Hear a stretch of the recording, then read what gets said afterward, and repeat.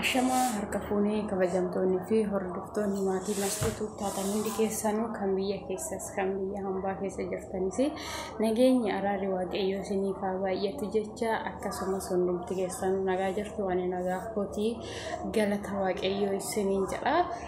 Akkasumas mastuu maal qabattee dhuftee har'a jechuun keessaniin oolu. Akkasumas mastuu waan ishiin qabattee dhufte yaaduma dhugaa waaqayyoo yeroo baay'ee jechuudha. Nama garrama yaada nama laaltee wajjatti jechuudha. Hiriyaati yaa takkatu akkuma nama kamiyyuu jechuudha. Biyya hambaa dhuftee kan namumti kamiyyuu anas taana sinillee taana biyya hambaa dhufuun keessanii hojjettanii jijjiiramuudhaaf hojjettanii waa agarsiisuudhaaf malee akka namni maallaqa keessanitti taphatu yookiin akka maallaqa keessan abbaan barbaade itti taphatuu fi muuxiqaan biyya hambaa dhuftan anas taana sinis taana jechuudha.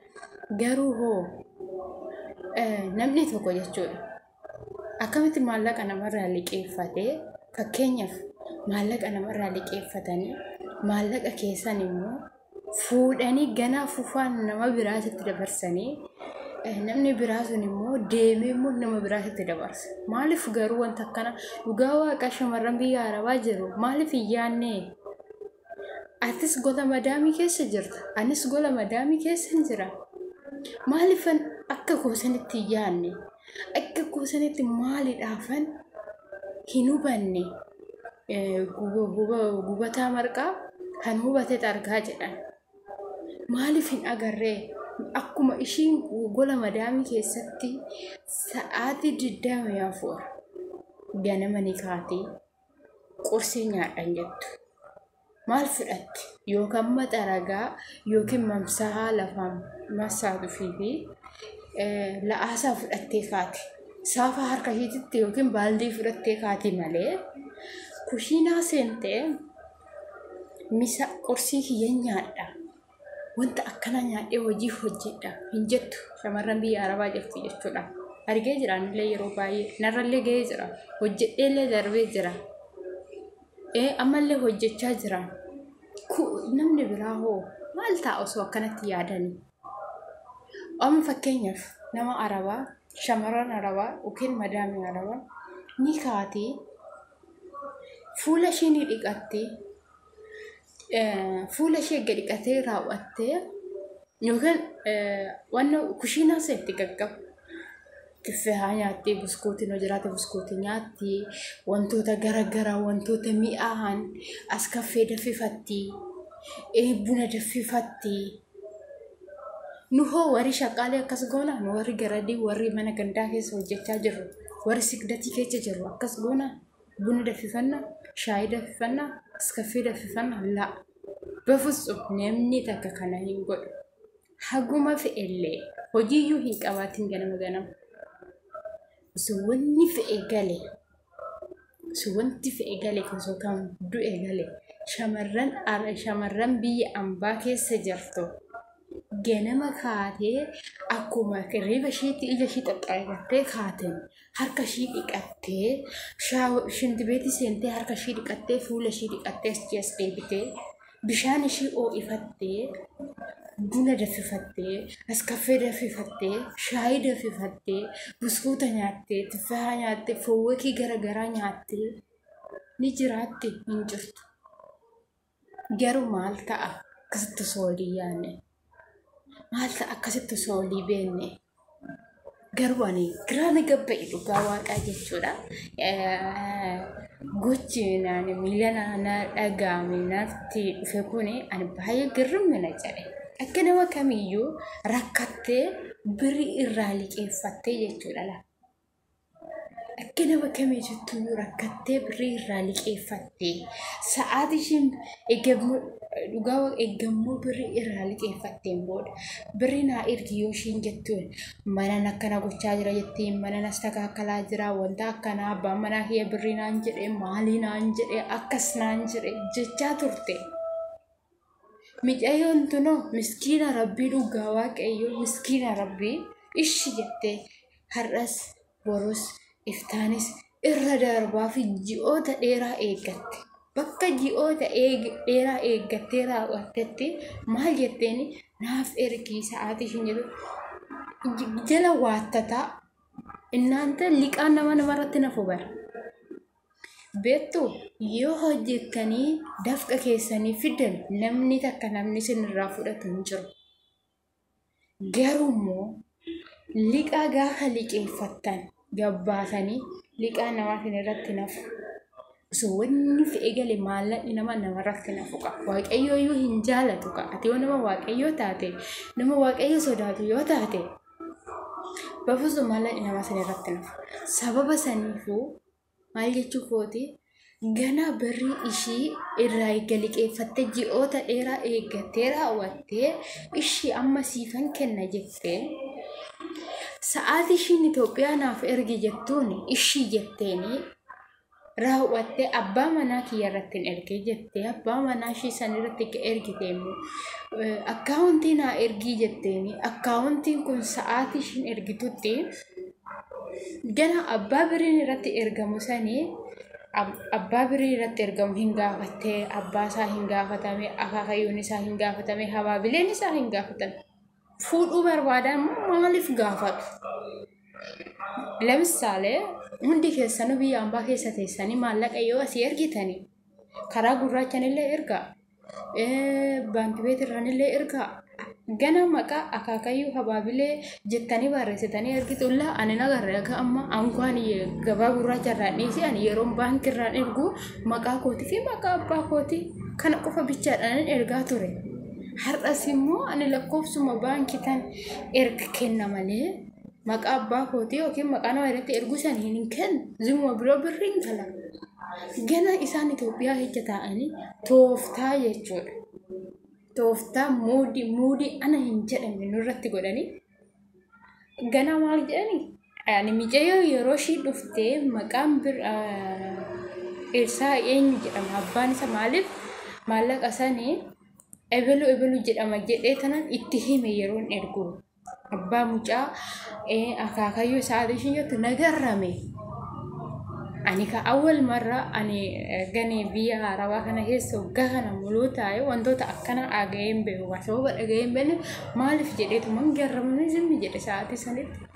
Garuu ammoo maal godhan egaa maqaa nama kanaa hunda gaafatan kolfan qabu dhuga egaa maqaa nama kanaa hunda gaafatanii raawwatanii deemanii abbaa manaa micayyoo tanaa ishiin immoo kan ergite birri immoo ishiin dhimmaaf barbaaddee ergatte malee naaf ergi jettee malee abbaa manaa kootirratti naa ergi jedhe ol fuuteet abbaa manaa ishii fuudheet abbaa manaa micayyoo taanit irratti fufaa erge ishiin kan ergaartu birri nama biraatiif dhimmaaf barbaadde maaliif akkana ol goona obboleewwan koo maaliif garuu ani dhugaa waaqayyoo jechuudha jireenya lafa kanarraatirraa baay'ee nama dabbara. Baay'ee nama sodaachisa. Namni maaliif amanamuu didee? Namni maaliif kaayyoo ba'eef? Kaayyoo ani ittiin ba'e san maaliidhaaf namni biraa sunis kaayyoo kiyya kanaan ba'e? Haala ani ittiin biyya kootii ba'eettiin kanatti ba'e jedhee maaliif hin yaadne? Anis atis tokko bara. Akkuma ati xiyyaara yaabbattee dhufteen anis xiyyaara yaabbadhee dhufe ani lukaan dhufe ati xiyyaara hin dhufne akkuma nan ji'a 9tti dhaladhe ishiinis ji'a 9tti dhalatte bara akkuma nan haadha koo abbaa koo obboleessa koo yookiin abbaa manaa koo daa'ima koo biyya koo mana koo mala koo gatee Itoophiyaarra nan jijjiirama jedhee biyyaan baadhe kana ishiinis akkasumatti dhufte tokkoffaa yookiin abbaa manaa ishii jaalatti ta'a. Haadha ishii jaalatti akka badaa ta'a. Abbaa ishii akka badaa jaalatti ta'a. Fira ishii akka badaa jaalatti ta'a. Ollaa ishii biyya ishii mana ishii akka badaa jaalatti ta'a. Dhufte maaliif naaf hin yaadne anaafis yookiin maaliidhaaf ol hin yaadne yeroo baay'ee dhugaa rabbi jechuudha dhiifama naa godhatu warroonni waan akkanaa dhiirrisin attaallalu. Ani yookiin narra gaheetis jira ta'a yookiin immoo kan gana narra ga'ullee yoo ta'e anaaf barumsa naaf ta'aa jira. Garuu borumaaf kanarraa dhiisne kan boru waliif faayaan kan har'aa dhiifne kan boru maalummaa keenya boru eessatti kufna boru maal taana jennee oliif yaadnu obboleewwan koo'e sababa saniifuu dhugaa waaqayyoo jechuudha hundi keessan dhiifama olii shamarran biyya arabaa keessa jirtan oliif yaada namni Itoophiyaa sammuun isaanii dhuunfaadha sammuun isaanii gonkumaa hin yaadu. Lamisaale bilbila yeroo na dawwalanii na arganii ani daqiiqaa muraasa fi bootaa kana taa'ee jira bilbila naaf dawwala taa'ee naasa'aa jira wanta sa'aatii 24 luka kiyya akkanatti walirra godhadhee taa'ee bilbila qofa laalutti fakkaata laa ani bilbila qofa laalu sa'aatii 24 taa'ee hojii baay'ee na eeggata kushiinaa keessatti hojii baay'ee na eeggata kifilii baay'ee keessatti keenyatti muti kan birrii kanas jiru kan jireenya biyya ambaa keessatti gubachaa jiru hundi keenya jechuudha sababa saniifuu kanas isin jechuu jaalladha sababa saniifuu dhugaa waaqayyo oliif yaannu oliif haabeennu oliif miidhamnu dhugaa rabbi jechuudha maalum beekan namni keenya waan akkana ta'uuf waan maallaqa irratti lubbuu isa fakkeenyaaf jechuudha namni tokko miliyoona tokko harkaa qaba cinaa isaatitti garuu moo lubbuu nama isaa fira isaa yookiin durbii isaa daadaa isaa obboleessa isaa abbuma isaatiyyuu biratti osoo ajjeesuuf filannoo kennanii fi maallaqa jaalattamoo maallaqa kana fudhattamoo lubbuu abbaa keetii kan yookiin lubbuu fira keetii kan oolfatta osoo jedhaniin namni sun akka maallaqa filatu beekan naanta namni suni maallaqa san ni filata malee lubbuu fira isaa san yookiin lubbuu abbaa isaa lubbuu haadha isaa bafusum hin filatu namni bara kana maaliif akka ta'e hin beeku garuu irra caalaa lubbuu caalaa maallaqa filatu maaliif lubbuun bariyyoo baate hin deebitu Alama sa'aatii kanatti osoo wanna tokko ta'ee maqaalee kana garuu du'e jechuudha. Maatiin kun yaadatu namoonni baay'een yaadatu ji'a muraasaaf.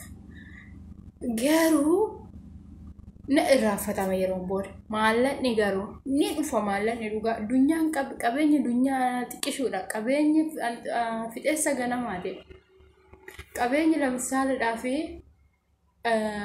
har'a osoo hin ba'ee dhakaa waachaa oolee dhugaa birri baay'ee argadheen gala borummoo hojii wayya osoo hin jijjiiree hojjedhe birri baay'ee argadheen gala birri ni dhufa dhibba lakkoofna malee dhibba hin jiraan sababa saniifuu dhugaa ifama naaf godhaatoo jechuudha kan biyya ambaa keessa jirtan illee ijoollee dhiirallee ijoollee shamarran illee kan Itoophiyaa keessa jirtan illee ijoollee shamarran ijoollee dhiirallee maallaqan caalchifatina olaa caalchifan lubbuun takka yoo baate lammata hin deebitu akkuma fakkeenya dura sinin jedhu mijoon tun aarii kanaan bala maallaqa kanaatiin aarii kanaan soo wanna tokko of goote dhugaa rabbi jechuudha maqaalee kana garuu tokkoffaa haadha ishiitii ilbaanyi daa'ima ishiitii ilbaanyi abbaa ishiitii ilbaanyi obboleewwan ishiitii ilbaanyi inni dhiirri sun boruu ba'ee fuudha warroonni dhiiraa jettanii mataa keessan of dhukkubsitanillee